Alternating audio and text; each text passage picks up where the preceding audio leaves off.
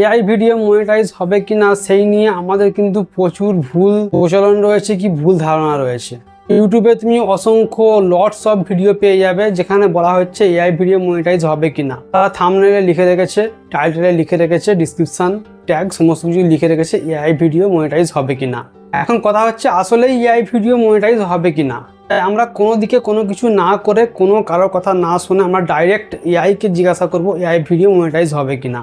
আমরা গুগলের জেমিনিকে জিজ্ঞাসা করব, জেমিনি গুগলের এআই, তার সঙ্গে লাইভ থেকে আমরা দেখব এআই ভিডিও মনিটাইজ হবে কিনা। ভিডিওটা আশা করব আপনার উপকারে লাগবে। যদি উপকারে লাগে লাইক করে দেবেন, চ্যানেলটাকে সাবস্ক্রাইব করে নেবেন। আমি এই চ্যানেলে এরকমই গুরুত্বপূর্ণ আপডেট দিয়ে থাকি। যেমনটা দেখুন, এখন আমরা চলে এসেছি আমাদের মোবাইল স্ক্রিনে। আমার সামনে এই যে জেমিনি অ্যাপ ওপেন হয়ে রয়ে আছে, আমরা লাইভে চলে আসবো। ওকে জেমিনি, আমি আপনার কাছে একটা খুব গুরুত্বপূর্ণ প্রশ্নের উত্তর জানতে চাই, আপনি কি পারবেন? আমি জানি না, তবে আমি চেষ্টা করতে পারি। আপনি কি জানতে চান আমাকে বলুন। আমি আপনার কাছে জানতে চাই যে এআই ভিডিও ইউটিউবে আপলোড করলে সেটা কি মনিটাইজ হবে?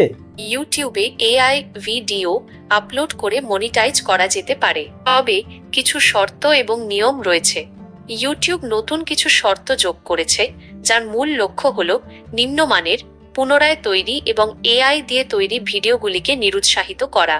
এআই দিয়ে বানানো ভিডিও যদি নিজস্ব ব্যাখ্যা, বিশ্লেষণ বা সৃজনশীল উপস্থাপন থাকে, তাহলে সেগুলো মনিটাইজ করা যাবে। যেমন এআই দিয়ে গবেষণা সহায়ক স্ক্রিপ্ট তৈরি করে নিজের ভয়েসে উপস্থাপন করা, ডকুমেন্টারি বা ব্যাখ্যামূলক কন্টেন্ট যেখানে ভিডিও সম্পাদনায় নিজস্ব স্টাইল ও ইনসাইট রয়েছে। তবে শুধুমাত্র এআই দিয়ে বানানো কোনো বক্তব্যহীন, অরিজিনাল চিন্তাবর্জিত ভিডিও মনিটাইজ হবে না। আচ্ছা, আমি এখন যে আপনার সঙ্গে কথা বলছি, আমি যদি এটা ইউটিউবে দেখাই সেটা কি মনিটাইজ হবে? আপনার এই কথোপকথনটি যদি আপনি ইউটিউবে আপলোড করেন, তবে তা মনিটাইজ নাও হতে পারে, কারণ এটিতে কোনো নতুন তথ্য বা শিক্ষামূলক বিষয় নেই। তবে আপনি যদি এই কথোপকথনটিকে আরও আকর্ষণীয় করে তোলেন, যেমন কোনো নির্দিষ্ট বিষয় নিয়ে আলোচনা করেন বা শিক্ষামূলক তথ্য যোগ করেন, তাহলে মনিটাইজ হওয়ার সম্ভাবনা বাড়বে। এই ক্ষেত্রে আমাদের কি করা উচিত? আপনি যদি এই কথোপকথনটি ইউটিউবে আপলোড করতে চান, তবে কিছু বিষয় মাথায় রাখতে পারেন।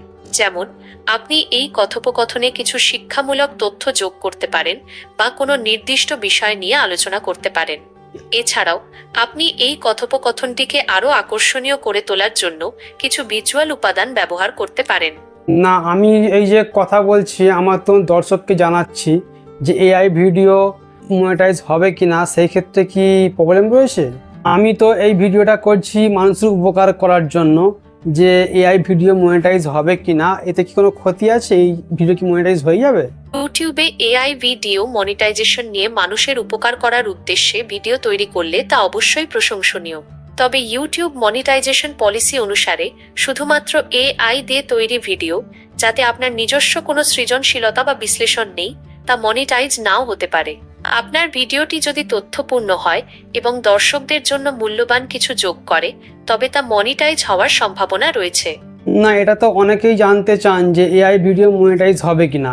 আমি যদি এআইকে দিয়েই এআই ভিডিও মনিটাইজ হবে কিনা সেটা ক্লিয়ার করে দিই, এটা অনেকটা তথ্যপূর্ণ হয়ে যাচ্ছে না? হ্যাঁ, আপনি যদি এআই ব্যবহার করে এআই ভিডিও মনিটাইজেশন সম্পর্কে বিস্তারিত তথ্য দেন, তাহলে তা দর্শকদের জন্য খুবই উপকারী হতে পারে।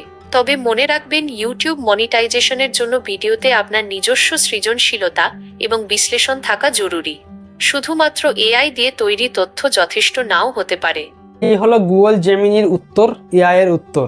আর আমি তোমাদেরকে বলি, এআই ভিডিও মনিটাইজ তখনই হবে, আমি জেমিনির সঙ্গে আরও বেশ কিছু কথোপকথন করেছি, তাতে আমি যেটা বুঝতে পেরেছি। অনেকে আবার কি বলবে জানেন, যে এআই ভিডিও অনেক তো মনিটাইজ রয়েছে, অনেকে ইমেজ জেনারেট করছে, ইমেজ থেকে ভিডিও জেনারেট করছে, করে সেই সমস্ত ভিডিও তো মনিটাইজ রয়েছে।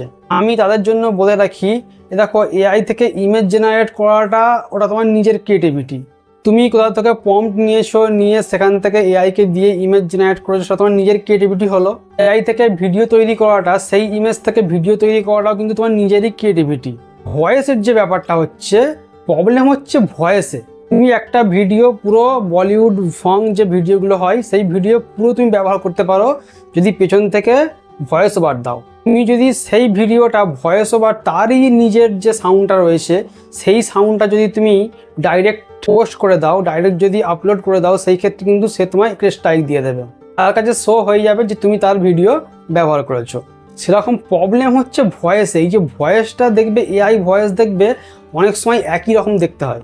আমি এই যে ভিডিও করলাম, যে ভয়েস শোনাচ্ছে, আরেকজন যে ভিডিও করেছে দেখবে একই ভয়েস শোনাচ্ছে। ভয়েসেতেই প্রবলেম।